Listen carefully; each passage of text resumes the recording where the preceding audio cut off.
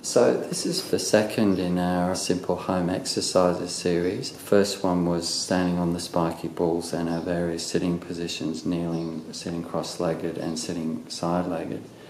So to progress on from that,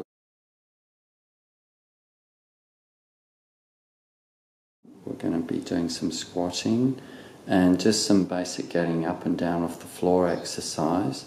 And we're going to be doing some lying on our back rotations and some getting on all fours, doing a leg lift, and we're going to be doing some lunging hip flexor and hamstring stretches, and we're going to be finishing off with a standing back stretch.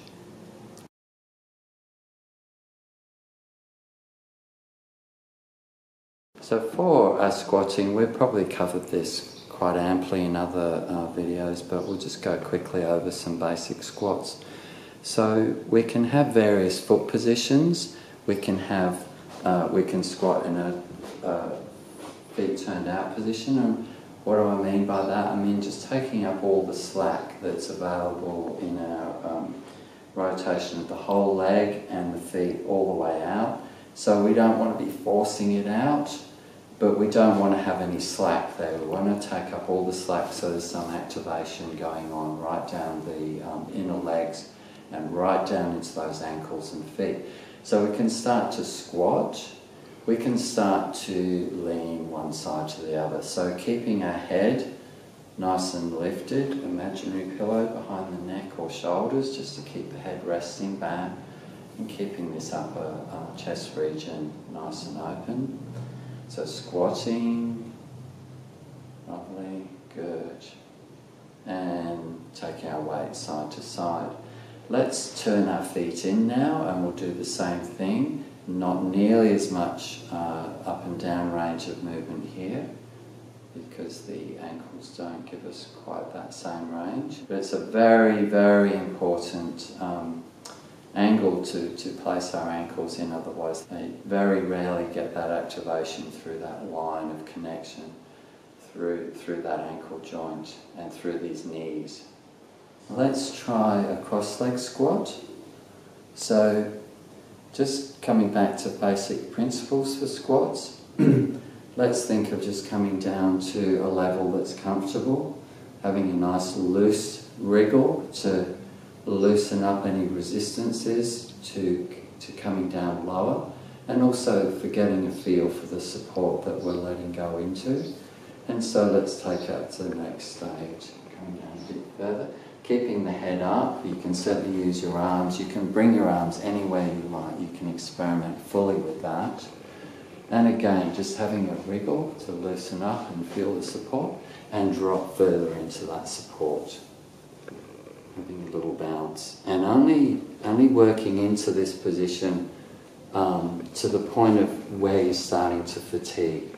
And we're just going to tip our weight forwards, and the backs of the legs are going to straighten up, and then we just lean back out of that position.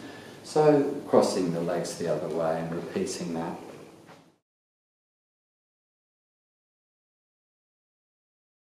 For our next exercise, we're just going to spend a little bit of time getting our bodies used to the simple, the foundational, the basic movement from getting from a standing position to an on the floor position, which we've covered in other videos more extensively. But let's just play around with an abbreviation of an exercise we did, which was called the fantasy 5-minute get up and down off the floor exercise, which was just giving our body time, more time than what we usually give it for getting down onto the floor.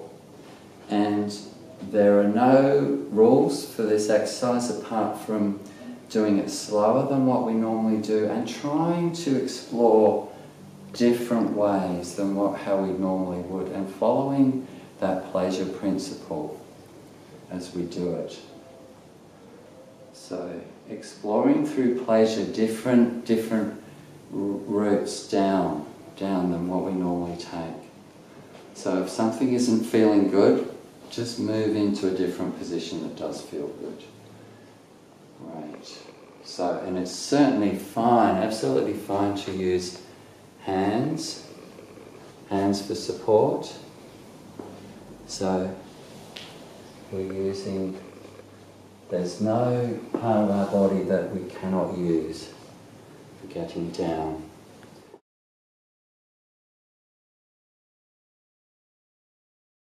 Once we're down, let's lie back on the floor. And this is a lovely kind of battery regenerating position to be in. Certainly if you want extra effect, if you put a chair underneath your legs to support the legs under the calves, that is just a brilliant, very powerful rest position.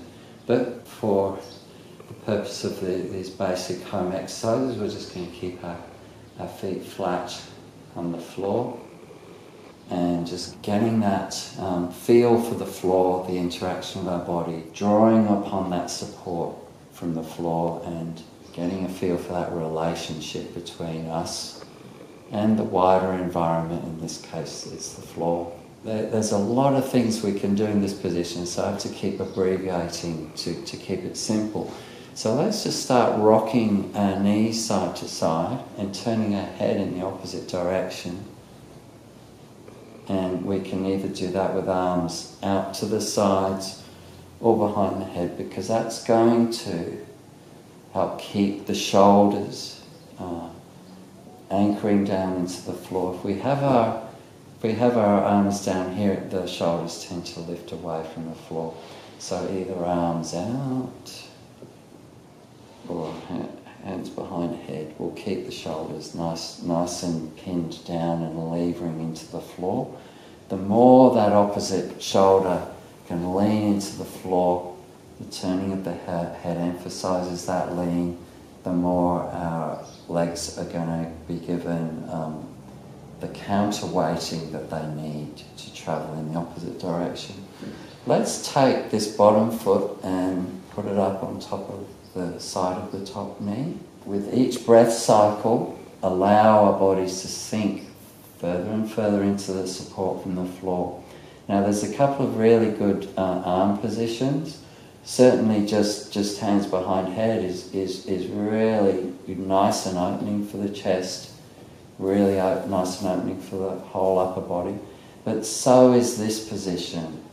Arms up overhead and a little bit rotated away from the bent legs.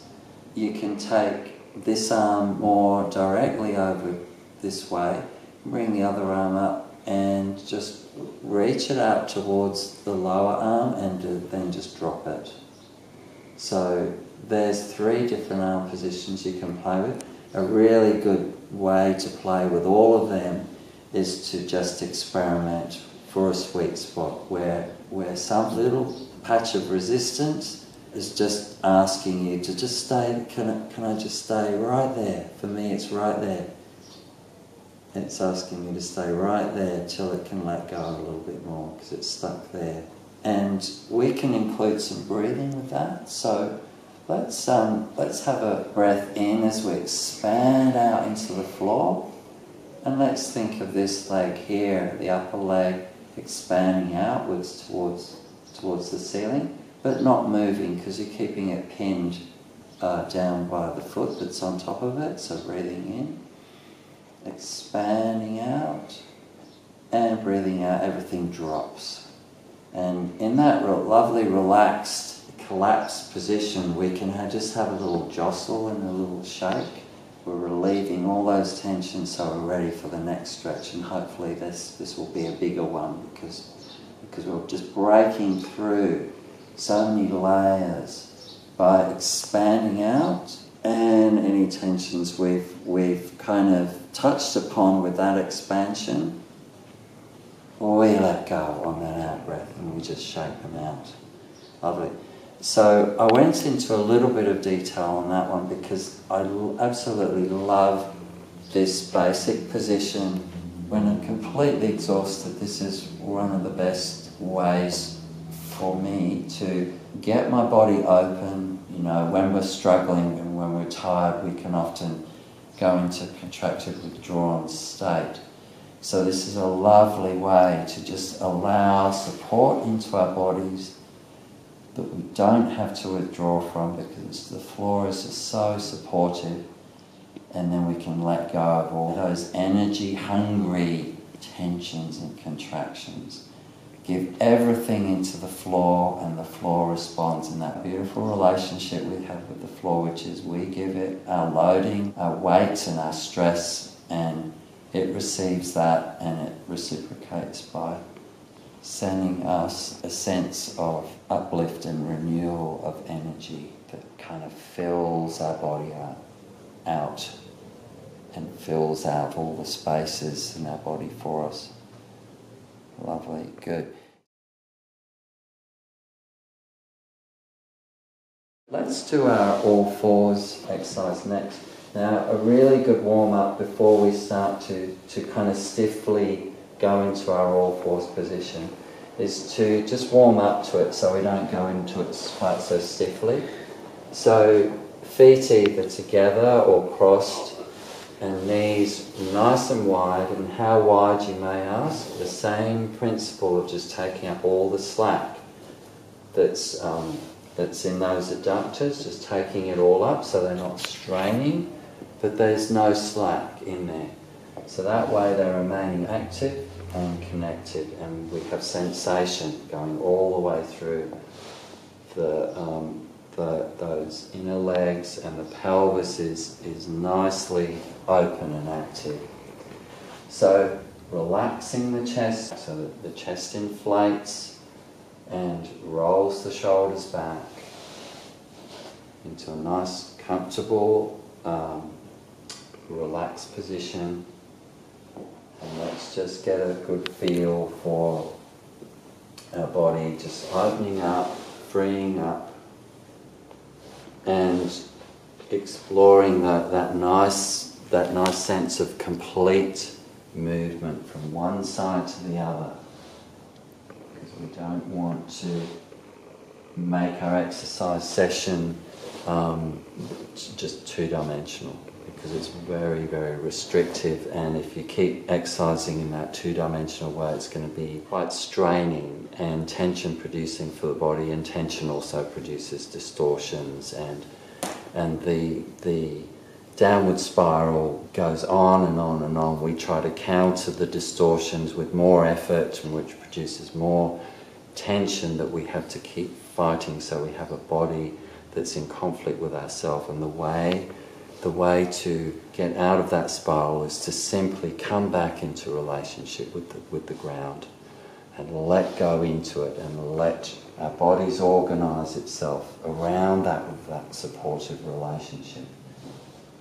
So that we're not generating tension, we're sending all our tension down into the ground. That's lovely. So now let's come into our all fours position. So already I'm in my all fours position, but I'm not feeling I'm in it rigidly at all. I'm feeling very nice and relaxed in that position, which is exactly the attitude of body that we need to perform this leg lift that we're about to do. So let's take our weight onto, say, our left knee, and let's lift that right leg as if we're gently pushing the ceiling away with the bottom of our foot. And we're going to hit a resistance point there where it's uncomfortable to lift it anymore. And what I'm going to do is I'm just going to drop my tummy. I'm just going to relax my tummy, and then see if that leg will lift a bit further. And there again, I hit my next layer of resistance. Then I just overcome that by dropping my tummy again. So dropping that tummy, and that frees the leg to lift higher. Let's let my leg drop over my midline, and let's turn my head towards that leg. And let's repeat that breathing cycle, dropping the tummy, letting the leg lift a bit higher, and then drop over more, and turning the head towards it. At each step of the way, we've got to introduce that drop of the tummy, because at each step we're coming to a new point of resistance which produces tension all through the body and typically goes straight into the chest and the tummy, into the diaphragm area. So we have to counter that by focusing back on our support from the floor, dropping into it, and specifically dropping the tummy and the chest. And that leg is very happy to lift and drop over further. Lovely, good. So doing that to both sides, obviously. So we've covered, standing, doing some squatting in a standing position. We've covered getting down onto the floor. We've covered lying on our backs. We've covered all fours. Let's cover a lunge position.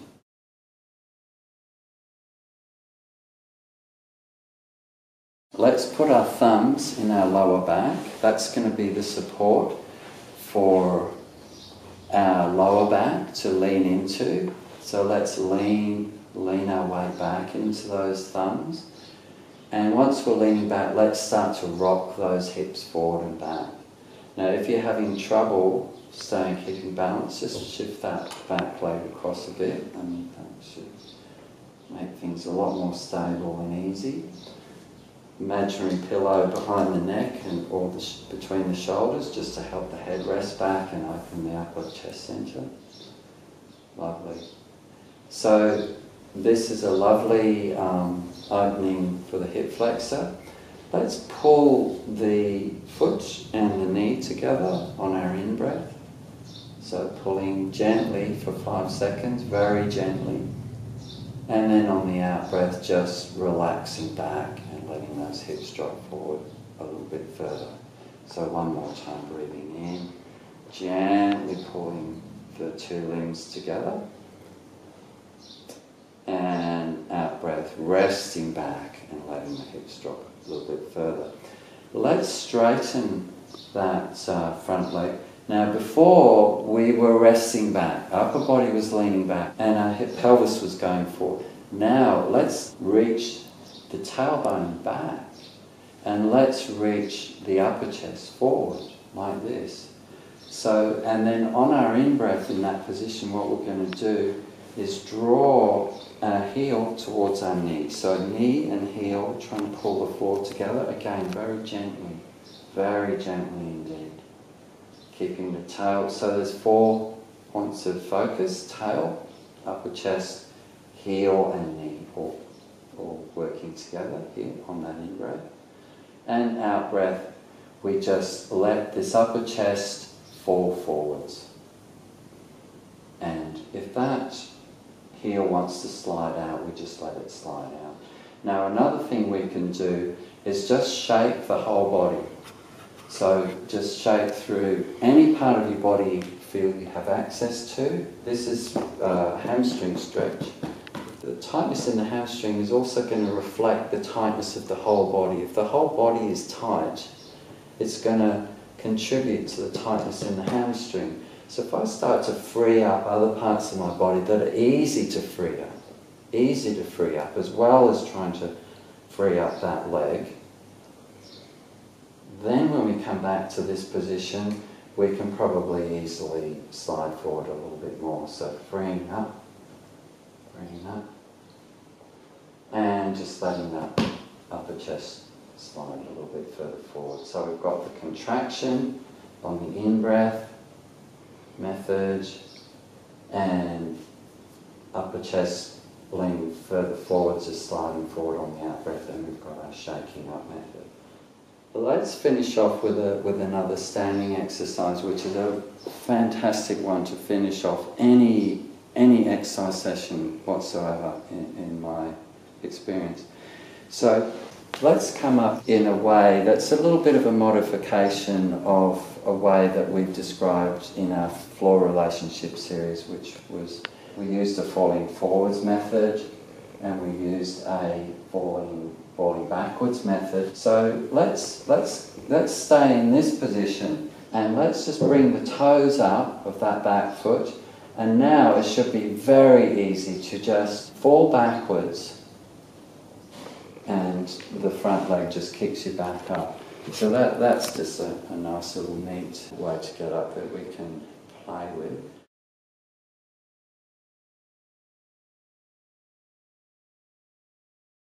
Let's bring our hands into our lower back. So before we were using thumbs in the lower back, which is a little bit more of an intense kind of support for the lower back. Now let's just give a nice, more broad support with the hands, and also that palms forward position rather than palms down. If you watch my shoulders, if I turn my palms forward, it subtly opens the chest and brings the shoulders back. So I want to have a nice open chest for this one. So let's just let the hips drop forwards and have a little bounce, just to free up those ankles and knees and lower back. And now, because the hips are forwards, we can easily rest back into the support of our hands. We can easily rest back, and the more we rest back, we will find, because this upper chest centre is moving backwards, it's going to help lever that pelvic centre forwards even more. So there's a counter force there, and also because we're in the field of gravity, we're going to need that counter weighting as well. So that's quite easy to do. The more I lean back, the more that pelvis is going to drop forward. So lovely opening for the front of the body.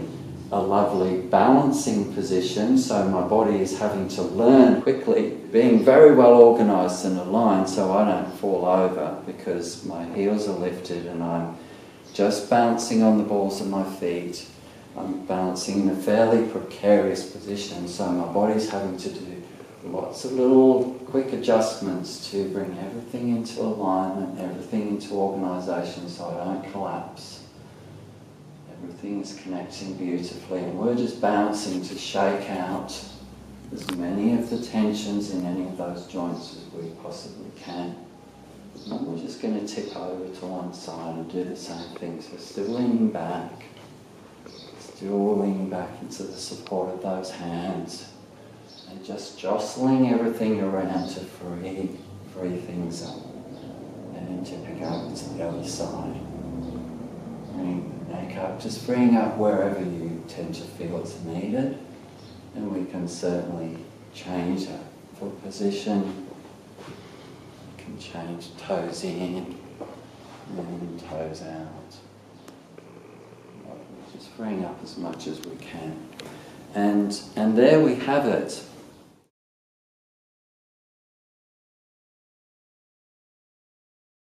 I'm still of the opinion that the first two exercises in the basic home exercise series are still my highest priority. The standing on the spiky balls, particularly just for 1 minute in the morning, but if you can 1 minute at night as well, is perfect preparation for setting up your day in a good relationship between your feet and the ground, where all those layers of separation that build up, all those layers of tension, and often there's all kinds of fluids that kind of bank up in those feet tissues.